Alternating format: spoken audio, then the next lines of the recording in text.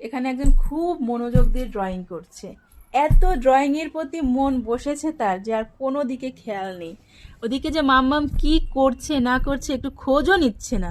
কি ড্রয়িং করছো তুমি এখানে পাখি? তুমি আমার সাথে আসছো না, আমার মন খারাপ। তোমার মন খারাপ? আমি তো ওদিকে কাজ কাজ করছিলাম, এই জন্য তো আসতে পারিনি মা। তুমি একা একা মন খারাপ করে ড্রয়িং করছো।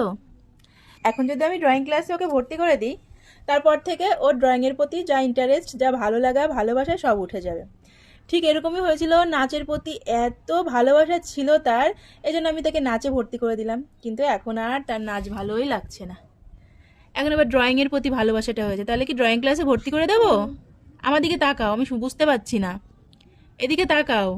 সারা দিন ফাঁকা পেস পেলেই সে এরকমভাবে ড্রয়িং করবে, আঁকিবুকি করবে। আর দেয়ালে তো, আর আমার ঘরের চারপাশের দেয়ালের কথা না হয় নাই বললাম, মুখটা কি দেখাবি?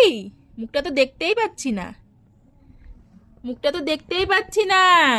কেশবতী কন্যা, ও কেশবতী, কেশবতী তোমার গরম লাগে না? সারাক্ষণ চুলগুলো এরকম খুলে রাখো, গরম লাগে না? গরম কি লাগে? সারাক্ষণ চুলগুলো খুলে রেখে তার স্টাইল করতে হবে।